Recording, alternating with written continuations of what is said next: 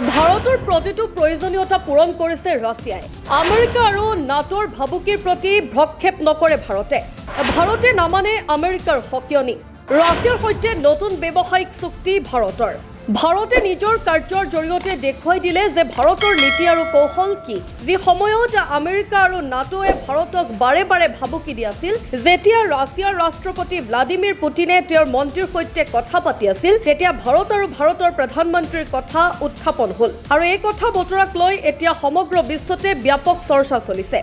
ইয়াৰ কাৰণ হ'ল যে এই আলোচনাৰ ভিত্তি আছিল সেই একেই তেল আৰু শক্তি, যাৰ বাবে পশ্চিমীয় দেশসমূহে ভাৰতৰ ওপৰত অহৰহ হেঁচা প্ৰয়োগ কৰি শুল্ক আৰোপ কৰাৰ ভাবুকি দি আহিছে। এটা গুৰুত্বপূৰ্ণ বিবৃতিত ৰাছিয়াৰ ৰাষ্ট্ৰপতি ভ্লাদিমিৰ পুটিনে কয় যে ৰাছিয়াৰ পৰা খনিজ সাৰৰ যোগান বৃদ্ধি কৰিবলৈ ভাৰতৰ প্ৰধানমন্ত্ৰী নৰেন্দ্ৰ মোদীয়ে কৰা অনুৰোধক ৰাছিয়া চৰকাৰ আৰু উদ্যোগটোৱে অগ্ৰাধিকাৰ দিছিল। এই বক্তব্যটো ৰাছিয়াৰ সাৰ উৎপাদক সংস্থাৰ মুৰব্বী আন্দ্ৰেই গুৰিভৰ সৈতে হোৱা এখন বৈঠকৰ সময়ত প্ৰকাশ পাইছিল, য'ত ভাৰতলৈ ৰাছিয়াৰ সাৰ যোগানৰ বিষয়ে পৰ্যালোচনা কৰা হৈছিল।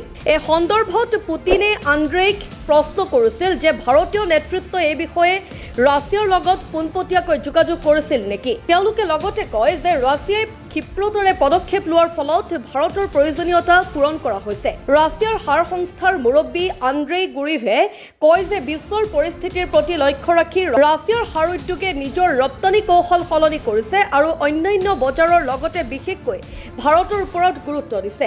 গুৰিয়েভে প্ৰকাশ কৰে যে ভাৰতলৈ খনিজ সাৰৰ যোগান 4 গুণলৈ বৃদ্ধি কৰা হৈছে। গুৰিয়েভে কয়, প্ৰধানমন্ত্ৰী মোদীৰ অনুৰোধক ৰাছিয়াই সম্পূৰ্ণ সন্মান জনায় আৰু ভাৰতীয় কৃষি খণ্ডৰ প্ৰয়োজনীয়তাৰ প্ৰতি লক্ষ্য ৰাখি প্ৰায় 12 লাখ মেট্ৰিক টন খনিজ সাৰ যোগান ধৰিছে। বিশেষকৈ বাণিজ্য আৰু কৃষি খণ্ডত এই পদক্ষেপে ভাৰত আৰু ৰাছিয়াৰ সম্পৰ্কক অধিক শক্তিশালী কৰি তুলিছে। আটাইতকৈ গুৰুত্বপূৰ্ণ কথাটো হ'ল যে খনিজ সাৰৰ যোগানৰ বাবে ভাৰত এতিয়াও ৰাছিয়াৰ ওপৰতেই নিৰ্ভৰশীল। কৃষি প্ৰধান দেশ ভাৰতৰ বাবে সাৰৰ পৰ্যাপ্ত আৰু সময়োচিত যোগান অতি গুৰুত্বপূৰ্ণ, বিশেষকৈ এনে এক সময়ত যেতিয়া আমেৰিকা আৰু নাটোৱে ভাৰতৰ ওপৰত বাৰে বাৰে শুল্ক আৰোপ কৰাৰ ভাবুকি দি আছে।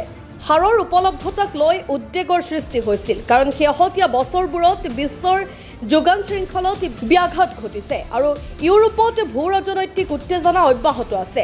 ৰাছিয়াৰ এই সিদ্ধান্তই এতিয়া স্পষ্ট কৰি দিছে যে তেওঁলোকৰ দ্বিপাক্ষিক সম্পৰ্ক কৌশলগত অংশীদাৰিত্ব আৰু পাৰস্পৰিক সহযোগিতাৰ ওপৰত ভিত্তি কৰি গঢ় লৈ উঠিছে। আলোচনা আৰু সহযোগিতাৰ জৰিয়তে পুটিন আৰু মোদীয়ে দুয়োখন দেশৰ বাবে বহুতো গুৰুত্বপূৰ্ণ সমস্যাৰ সমাধান উলিয়াইছে। সেয়া সাৰেই হওক, তেলৰ প্ৰয়োজনীয়তাই হওক বা শক্তিয়েই হওক। ভাৰতৰ প্ৰতিটো প্ৰয়োজন পূৰণ কৰাৰ ক্ষেত্ৰত ৰাছিয়াই ধাৰাবাহিকভাৱে অগ্ৰাধিকাৰ দি আহিছে। পুটিনৰ বক্তব্যৰ পৰা এইটো স্পষ্ট হৈছে যে ভাৰত তেওঁলোকৰ বাবে এক অগ্ৰাধিকাৰ। যেতিয়া তেওঁ নিজে প্ৰধানমন্ত্ৰী নৰেন্দ্ৰ মোদীৰ কথা উল্লেখ কৰিছিল, তেতিয়া তেওঁ এই বিষয়টোক অগ্ৰাধিকাৰ দিছিল আৰু সেইবাবে এই ঘটনাই নিশ্চিতভাৱে পশ্চিমীয়া দেশসমূহৰ উদ্বেগ বৃদ্ধি কৰিব পাৰে।